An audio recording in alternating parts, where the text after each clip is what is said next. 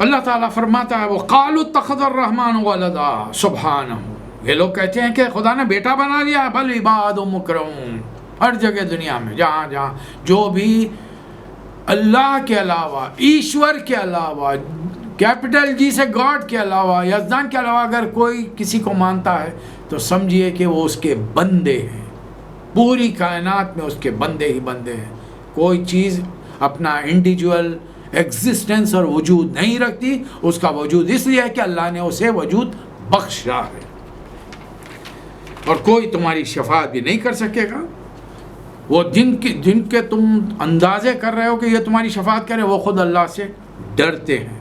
تو اے نبی صلی اللہ علیہ وسلم، کسی بشر کا یہ مقام نہیں ہے کہ آپ سے پہلے ہم نے نہ کسی کو ہمیشہ کی زندگی دی نہ کسی کو دیں گے۔ اب رہی بات آپ کی، افَإِن مِتَّ فَهُمُ الْخَالِدُونَ، انہیں بتائیے کہ اگر میں مر جاؤں کیا تم لوگ ہمیشہ رہنے والے ہو؟ نہیں، کیوں؟ اللہ نے فتویٰ دے دیا کل نفس ذائقۃ الموت۔ چلیے، اس سورہ میں اللہ تعالیٰ کچھ پیغمبروں کا ذکر شروع کر رہا ہے، آیت نمبر 51 سے، وَلَقَدْ آتَيْنَا إِبْرَاهِيمَ رُشْدَهُ، ابراہیم علیہ السلام کا ذکر ہے، قوم سے، باپ سے مختلف طریقوں سے سمجھا رہے ہیں، بات کر رہے ہیں، ان کے بتوں کو توڑ دیا، لیکن قوم نے جہالت میں آ کر انہیں آگ میں جھونک دیا۔ اللہ نے پہلی مرتبہ کائنات میں اپنے ایک حکم کو جو اس نے ازل میں دیا تھا کہ آگ تیرا کام جلانا ہے، اب اس کے لیے دوسرا حکم نافذ فرمایا، قلنا، ہم نے کہا، یا نارو کونی و بردن علی ابراہیم، کونی بردن و سلام علی ابراہیم، اے آگ ہمارے ابراہیم کے لیے ٹھنڈی ہو جا۔ ایک ہی بار ہوا تاریخ میں، پھر اس کے بعد میں اللہ کا حکم پھر سے وہی جاری و ساری، آگ جلاتی ہے۔ جو شاید ہو جائے پھر کبھی، آج بھی ہو جو براہیم سا ایما پیدا، آگ کر سکتی ہے انداز گلستان پیدا انشاءاللہ۔ پھر اس کے بعد میں آیت نمبر 76 ہے، وہ نوحن اذ نادى من قبل، اللہ نبیوں کی مثال دے رہا ہے، ہمارے نادان بھائیوں کو، ہماری نادان بہنوں کو قرآن سے تعلق ٹوٹ چکا ہے، پڑھنے کا موقع نہیں ملتا، سمجھ میں نہیں آ رہا کہ کیا کر رہے ہیں۔ نبیوں نے اپنی مصیبت میں اپنی حاجتوں ضرورتوں کے لیے اللہ کو پکارا، اور اللہ جواب دے رہا ہے فَاسْتَجَبْنَا لَهُ، ہم نے اس کی بات کا پکار کا جواب دیا ہے، اور ہم کسی اور کو پکارے۔ وَأَيُّوبَ إِذْ نَادَى رَبَّهُ، ایوب علیہ السلام وہ بھی اپنے رب کو پکار رہے ہیں، اللہ فرما رہا فَاسْتَجَبْنَا لَهُ، ہم نے اس کو بھی جواب دیا ہے۔ پھر یونس علیہ السلام نکل کر چلے گئے، مچھلی کے پیٹ میں پہنچ گئے، اور جا کر اللہ سے پہلی توبہ کیا کہ لا الہ الا انت سبحانک انی کنت من الظالمین، تیری ذات تو پاک ہے، مجھ سے بھول ہو گئی، غلطی ہو گئی مجھ سے، اللہ نے معاف کر لیا۔ فاستجبنا له، ہم نے اس کی بھی بات کو توبہ قبول فرمائی۔ وزکریا اذ نادى ربہ، حضرت زکریا علیہ السلام بوڑھے پھوس ہو چکے ہیں، 80-90 سال کی عمر ہے، بیوی 80 سال کی ہے، بانجھ ہے، شادی شدہ، دونوں میاں بیوی ازدواجی تعلقات کے لیے پرفیکٹ ہے، اولاد نہیں ہو رہی۔ حضرت مریم کی عبادت کو زکریا علیہ السلام نے دعا کی، اللہ تعالیٰ نے قبول کی، فاستجبنا له، چلیے یہ بھی دعا قبول ہو گئی۔ اللہ تعالیٰ ان نبیوں کے واقعات بیان فرما ہے، اور رسول اللہ صلی اللہ علیہ وسلم کو مقام بتا رہا ہے۔ سورۃ الانبیاء، جی یہ آیت ہر 12 ربیع الاول کو بڑے بڑے بینرز پر، خطبوں میں، تقریروں میں، ہر جلسے میں یہ آیت دہرائی جاتی ہے۔ آیت نمبر 107، وَمَا أَرْسَلْنَاكَ إِلَّا رَحْمَةً لِلْعَالَمِينَ، اور ہماری نبی کریم صلی اللہ علیہ وسلم سے محبت کا ثبوت یہ ہے۔ سورہ کا نام بہت ساروں کو شاید پتہ نہیں ہے، اللہ رحم کرے، بہرحال طنز نہیں ہے، میں صرف بتانا چاہ رہا ہوں۔ ایک زمانہ تھا، ہاں مجھے بھی نہیں معلوم تھا، آیت پڑھتے تھے، آیت یاد بھی ہو گئی تھی، دیکھتے دیکھتے، پڑھتے پڑھتے، سنتے سنتے خود، لیکن جہالت میں تھے، دنیا داری میں تھے، تو یہ پتہ نہیں تھا کہ اس سورہ میں قرآن سے تعلق ہی نہیں تھا نا۔ الحمدللہ اللہ نے مرنے سے پہلے وہ توفیق دی کہ قرآن سے تعلق جوڑ لیا۔ کہہ دیجئے دنیا والوں سے، اے نبی صلی اللہ علیہ وسلم، قُلْ إِنَّمَا يُوحَىٰ إِلَيَّ أَنَّمَا إِلَٰهُكُمْ وَاحِدٌ، مجھے ایک ہی وحی کے ذریعے بنیادی تعلیم دی گئی ہے، تمہارا خدا ایک ہی خدا۔ فَهَلْ أَنْتُمْ مُسْلِمُونَ، ہمارا کام پیغام پہنچانا ہے، اب وہ مانتے نہیں مانتے ان کی مرضی، پیغام پہنچا دیجئے، پھر صاف صاف کہہ دیجئے قَالَ رَبِّ احْكُم بِالْحَقِّ، اے اللہ حق کے ساتھ فیصلہ کر دے، اور ربنا الرحمن المستعان علی ما تصفون، اور دنیا والے جو بھی باتیں بتاتے ہیں ان پر تو ہم اپنے رحمان کی مدد چاہیں گے۔ بہرحال نبی کریم صلی اللہ علیہ وسلم تیاری کر رہے ہیں۔ ان دنوں ایک عجیب و غریب واقعہ ہو گیا۔ ایک آدمی نے حضور اکرم صلی اللہ علیہ وسلم کو سرے بازار بہت برا بھلا کہا۔ ابو لہب کی لونڈی بازار سے آ رہی تھی، اس نے یہ منظر دیکھ لیا، گھر گئی، بڑی تنک مزاجی سے ابو لہب سے کہا، ارے بڑے عجیب چاچا ہو تم، آج تمہارے بھتیجے کے ساتھ بھرے بازار میں ایسا اور ایسا ہوا اور تم کچھ نہیں کرے، اس میں جلتی پر تیل چھڑکنے کے لیے ایک جملہ اور ایڈ کر دیا، اگر یہ بات ابو جہل کے عمر بن ہشام کے بھتیجے کے ساتھ ہوتی وہ کبھی معاف نہیں کرتا۔ قبیلے واریت کا جوش ابو لہب میں آ گیا۔ اتفاق کی بات ہے وہ دوسرے دن نبی صلی اللہ علیہ وسلم گھر سے نکلے ہیں، اور وہی شخص جس نے کل بدتمیزی کی تھی سامنے سے آ رہا ہے۔ پھر دیکھ کر اس نے رسول اللہ صلی اللہ علیہ وسلم کے بارے میں مذاق اڑانا، بدتمیزی کرنا شروع کیا۔ چونکہ ابو لہب کا گھر نبی کریم صلی اللہ علیہ وسلم کے گھر سے پڑوسی ہے، بالکل بعد ایک دیوار کا فرق ہے۔ آواز سن کر باہر آیا اور اس شخص کو اتنا ڈانٹا کہ وہ بھاگ کر جا کر مکے کے سردار جو مجلس جماعت بیٹھے تھے ان سے کہا کہ ابو لہب بھی صابی ہو گیا، بے دین ہو گیا۔ سردار جمع ہو گئے، انہوں نے پوچھا کیا تم نے بھی اپنے بھتیجے کا دین اختیار کیا؟ تو کہا کہ نہیں، لیکن میں بھتیجے کا ساتھ صلہ رحمی کر رہا ہوں۔ لوگوں نے بڑی تعریف کی۔ دیکھیے باوجود دشمنی کے عربوں کا ٹریڈیشن کیا تھا، انہوں نے تائید کی، واقعی اپنے خاندان کے فرد کی مدد کرنی چاہیے۔ لیکن آپ جانتے ہیں کہ ایک تو ابلیس ہے جو پہلے دن سے آج تک زندہ ہے، آدم علیہ السلام کے زمانے والا، اور زمین پہ ہر دور میں ابلیس ہوتے رہتے ہیں، آج بھی ہمارے اطراف میں بھی ایسے بہت سی ابلیس بہت سارے ہیں۔ اس زمانے کا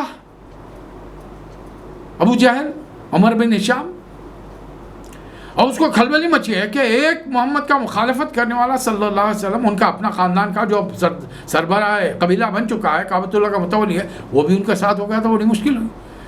ایک دن مل کر تڑی دی کہ بھائی جا کر اپنے بھتیجے سے پوچھو تمہارے باپ اور ان کے دادا کہاں جائیں گے، جنت میں یا دوزخ میں؟ آ گیا اکھڑ مزاج بگڑ، بھتیجے مجھے بتاؤ میرے باپ تمہارے دادا عبد المطلب کہاں جائیں گے؟ نبی صلی اللہ علیہ وسلم نے فرمایا جہاں ان کی قوم جائے گی۔ خوش ہو گیا، اکڑ تابا چلا گیا۔ میرے بھتیجے نے کہا دیکھیے آج آپ کسی غیر مسلم سے پوچھ لیے کہ بھائی تم کہاں جاؤ گے، ہم کہاں جائیں۔ ہندو سے پوچھے وہ کہے گا ہم تو جائیں گے بھیا سورگ میں، اور تم جاؤ گے مسلمان نرک میں۔ عیسائیوں سے پوچھے وہ کہیں گے we will go to paradise and you will go to hell. کسی عقیدے والے سے پوچھئے وہ اپنے آپ کو جنتی، ہم کو دوزخی، دوسروں کو دوزخی بتائے۔ وہ تو ہم کیا بتا دیں، سیدھی سی بات ہے نا، ہم کیا بتا دیں؟ ہم سے کوئی پوچھے تو ہم کیا کہیں گے؟ کلمہ پڑھے گا، جس نے لا الہ الا اللہ محمد رسول اللہ وہ جنت میں جائے گا اور جہنم میں جائے گا، یہی کہتے ہیں نا۔ تو خوش گیا، جا کر بتایا کہ بھائی میرے بھتیجے نے تو ایسا کہا ہے۔ تو ابو جہل نے اس کو سمجھا، ارے بیوقوف کچھ سمجھ میں آیا، محمد جو دعوت دے رہے ہیں صلی اللہ علیہ وسلم اس کے مطابق تو شرک کرنے والے، بتوں کے پوجنے والے تو جہنم میں جائیں گے اور پوری قوم جہنم میں جائے گی، تم نے کیسا سمجھ لیا جنت میں جا کر پھر پوچھ کے آؤ۔ پوچھ لیا، بھتیجا آ گیا، بھتیجے مجھے 2 لفظوں میں بتاؤ، 2 لفظ ہیں، ایک بتاؤ تمہارے میرے باپ تمہارے دادا کہاں جائیں گے، جنت یا دوزخ؟ اب نبی صلی اللہ علیہ وسلم کو بولنا پڑا جان۔ اب جو بھن آیا ہے، غصے میں آیا ہے، میرے باپ کو جہنمی کہتا ہے۔ اوہ، اب اس کے بعد میں جو مخالفت شروع کی ہے، کام کاج کچھ تھا نہیں، عمر رسیدہ ہے، چہرہ ایک دم بھبو کا، سرخ گورا، لہذا رسول اللہ صلی اللہ علیہ وسلم گھر سے نکلتے ہیں تو ان کے پیچھے کنگریاں لے کر نکلتا ہے۔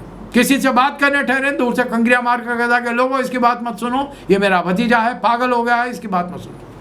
لوگ نئے آنے والے حیران کہ بھئی ایسا کعبۃ اللہ کا متولی، خاندان کا فرد بزرگ اور اپنے بھتیجے کی مخالفت کرتے ہیں. لوگوں کے عام ذہنی خیال یہ تھا کہ ان صاحب میں کوئی کمی کمزوری ہے, کوئی غلط کام کر رہے ہیں, نعوذ باللہ. سنتے نہیں تھے.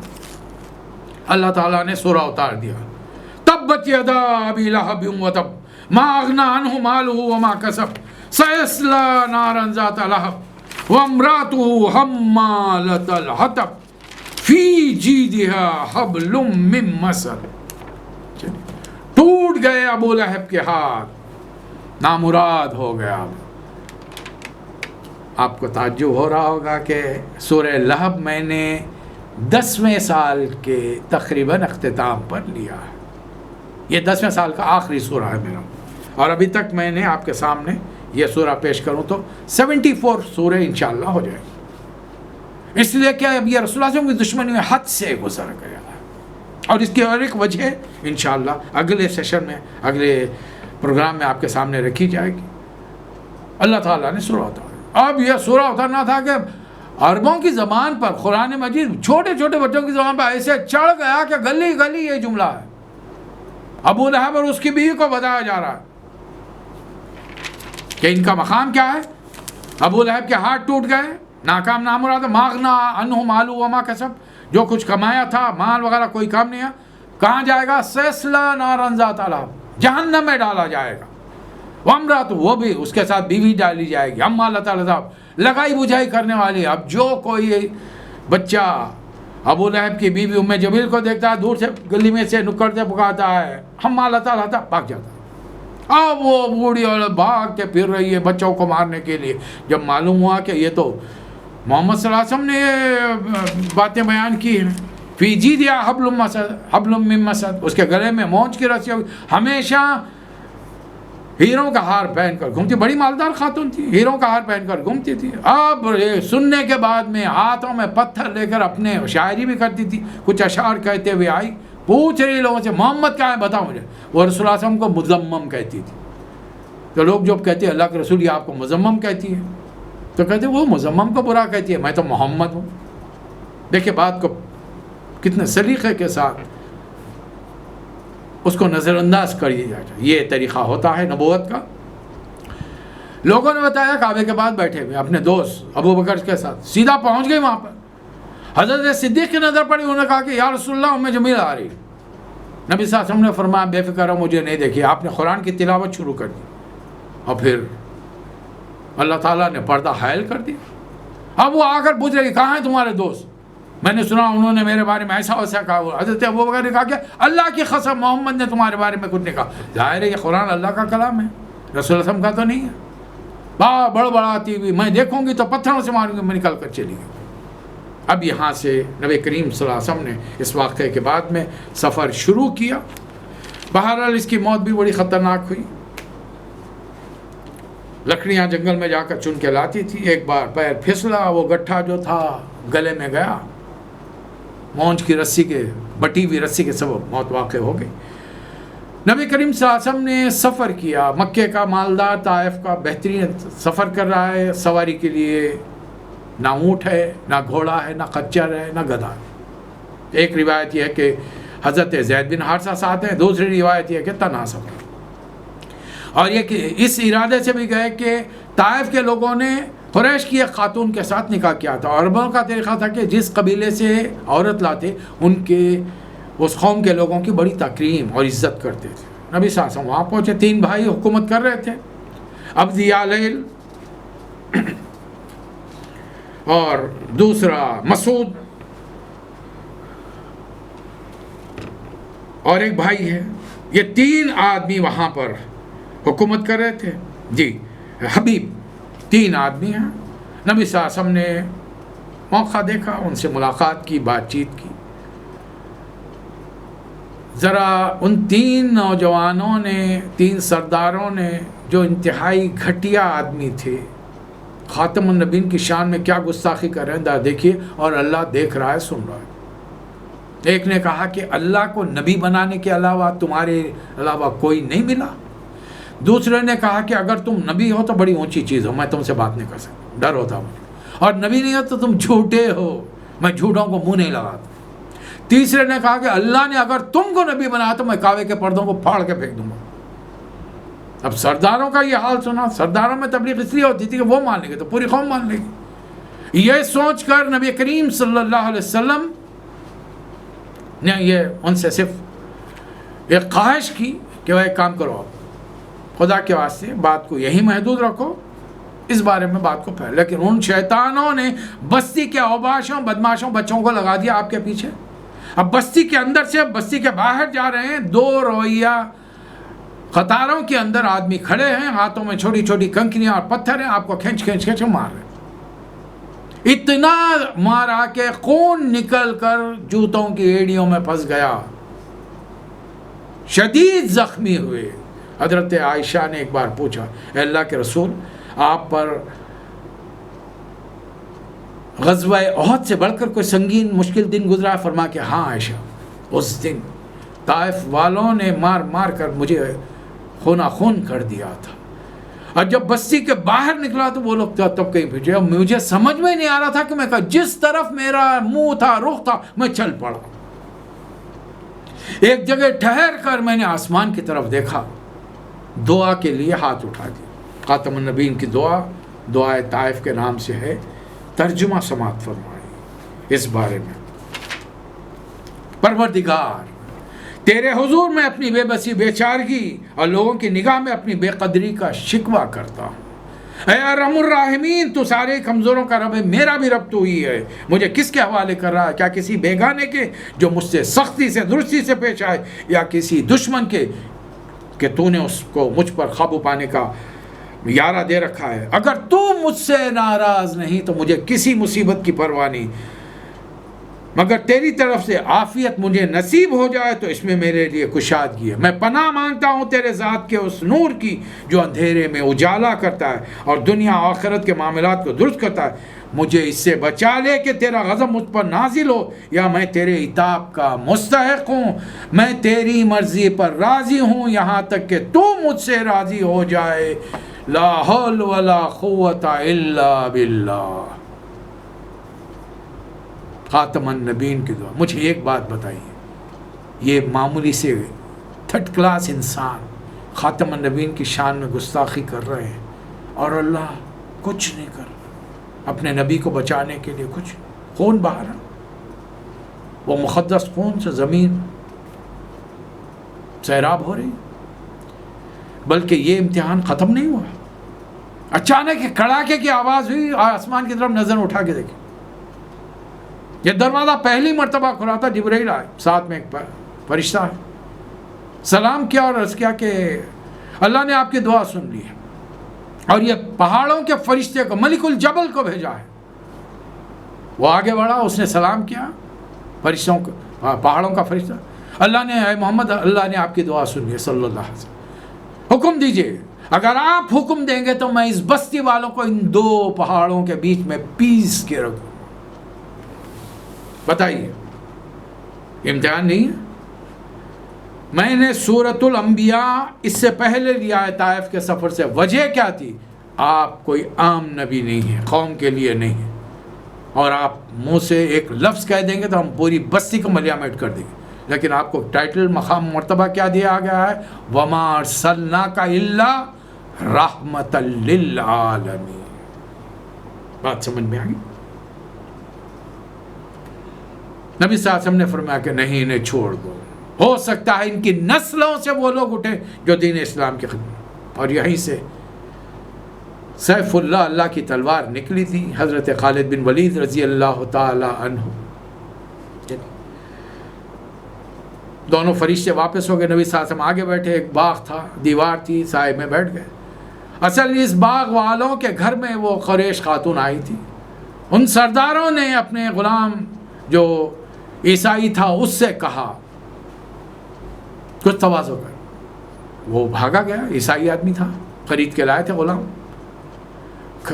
انگوروں کا باغ تھا، ایک خوشہ توڑا، تشت میں رکھا، دھویا، لا کر رسول اعظم کے سامنے رکھا. نبی صلی اللہ علیہ وسلم نے ایک انگور اٹھایا اور کھایا، یہ کہتے ہوئے بسم اللہ الرحمن الرحیم. وہ عیسائی حیران رہ گیا، میرے قریشی بھائی، یہ کلمات آپ نے کہاں سے سیکھے؟ نبی صلی اللہ علیہ وسلم نے جواب دینے کے بجائے پوچھا بھائی تم کس علاقے کے رہنے والے ہو؟ تو اس نے کہا کہ میں بابل کا رہنے والا ہوں، بیبیلونیا۔ نبی صلی اللہ علیہ وسلم نے فوری فرمایا اچھا بھائی یونس بن متا کے دیش کے رہنے والے ہو، یونس بن متی کے دیش کے رہنے والے ہو، ان کے ملک کے رہنے والے ہو۔ وہ حیران ہو گیا، آپ حضرت یونس کو جانتے ہیں؟ فرمایا کہ ہاں، وہ بھی نبی تھے، میں بھی نبی ہوں۔ اور اتنا سننا تھا۔ وہ عیسائی جس کا نام روایات میں تاریخ میں عداس بتایا جاتا ہے، اتنا اپنے آپ بے قابو ہو گیا، اپنے آپ پہ کنٹرول نہیں کر سکا، رسول اللہ صلی اللہ علیہ وسلم کے ہاتھوں کو، پیشانی کو، آپ کے قدموں کو چوم رہا ہے، اور اس کے سردار دور فاصلے پر بیٹھے ہیں اپنے باغ میں اور دیکھ رہے ہیں، اور ایک دوسرے سے کہہ رہے ہیں بھائی تمہارا غلام بھی اس آدمی کی باتوں میں آ گیا۔ اس پر بھی ان آدمی کا نعوذ باللہ من ذالک جادو چل گیا۔ اب یہاں سے وہ غلام جب آ گیا کھلا کر، تو لوگوں ان سرداروں نے کہا تو عداس تمہارا تو بڑا بہترین دین تھا، نہ تم اپنے دین پر قائم رہے، نہ ہمارے طریقے کو اختیار کیا، تم نے اس شخص کو اتنا احترام دیا ہے۔ تو حضرت عداس نے کہا کہ میرے سردار، میرے مالک، اس وقت پوری سرزمین پر ان سے بہتر انسان دوسرا کوئی نہیں ہے۔ اب روایات یہ ہے کہ وہ اسلام لائے نہیں لائے، تاریخ اس بارے میں خاموش ہے۔